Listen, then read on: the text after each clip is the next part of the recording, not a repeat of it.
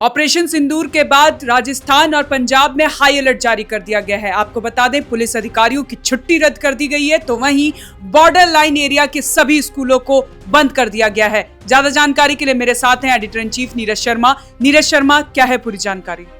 साक्षी, जो बड़ी खबर आ रही है वो इसके मतलब मायने समझने की कोशिश करनी चाहिए कि छुट्टियां रद्द कर दी गई हैं और जो फौज है वो हाई अलर्ट पर है, पुलिसकर्मी जो है हाई अलर्ट पर हैं, हेल्थ कर्मी जो हैं वो हाई अलर्ट पर हैं। इससे आप अंदाज़ा लगा सकते हैं कि जो बॉर्डर एरिया में किस तरह की चौकसी, सावधानी और एहतियात बरते जा रहे हैं।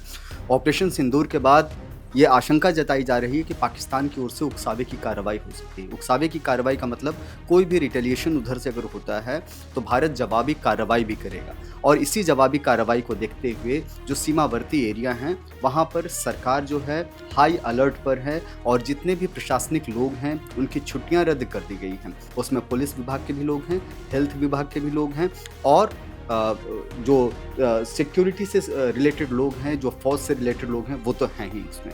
आपको बता दें साक्षी, जो पंजाब का जो एरिया है वो पाकिस्तान के साथ करीब 530 किलोमीटर से भी ज़्यादा का लंबा बॉर्डर एरिया है पंजाब का। और अगर राजस्थान की बात करें साक्षी, तो राजस्थान में भी करीब 1070 किलोमीटर का एरिया जो है वो बॉर्डर पर लगता है, जो पाकिस्तान से डायरेक्ट कनेक्ट है। अगर आप भारत के मैप को देखेंगे, ग्लोबल मैप पर, पॉलिटिकल मैप पर, तो उससे आप आसानी से समझ सकते हैं कि किस तरीके से राजस्थान और पंजाब दोनों के पास जो है जो लाइन ऑफ एक्चुअल कंट्रोल है वहाँ उस तरीके का जो बॉर्डर एरिया है वो कैसे जुड़ता है। इसमें पंजाब के कई सारे ज़िले हैं, पठानकोट है, गुरदासपुर है, फजिल्का है, इस तरह के ज़िले हैं। और राजस्थान की बात करें तो श्रीगंगानगर जैसे ज़िले आते हैं, सीमावर्ती एरिया आते हैं, जहाँ पर एहतियाती कदम उठाए जा रहे हैं।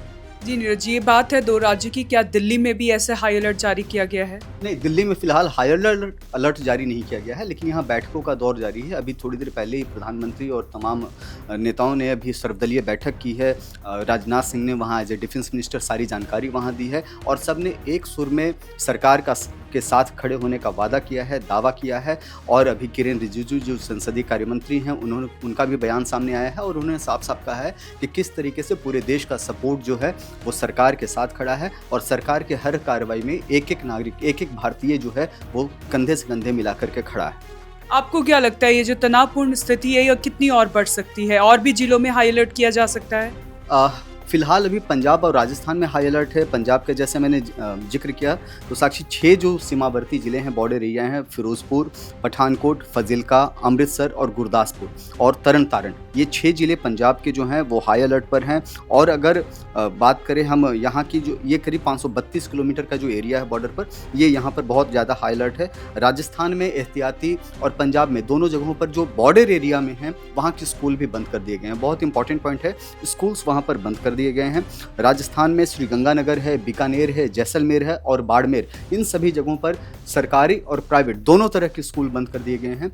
जो सेना से जुड़े हुए जो लोग हैं, आर्मी ऑफिसर हैं, बीएसएफ से जुड़े हुए लोग हैं और पुलिस हैं, इनकी छुट्टियां निरस्त कर दी गई हैं, रद्द कर दी गई हैं और ये प्रभावी कदम 7 मई से ही लागू कर दिया गया है। जिस तरह के हालात साक्षी बन रहे हैं वो कभी भी युद्ध के हालात में तब्दील हो सकते हैं। पाकिस्तान की ओर से बार बार इस बात का दावा किया जा रहा है कि वो हर हाल में खून का बदला लेंगे। लिहाजा जो भारत की जो सरकार है और राज्यों की जो सरकार है वो लगातार संपर्क में है केंद्र की सरकार से और एहतियाती कदम उठाए जा रहे हैं। इसी एहतियात के तहत स्कूल बंद कर दिए गए हैं और बॉर्डर पर सिक्योरिटी बढ़ा दी गई है, चौकसी बढ़ा दी गई है और जो सरकारी कर्मचारी हैं उनकी छुट्टियां रद्द कर दी गई हैं।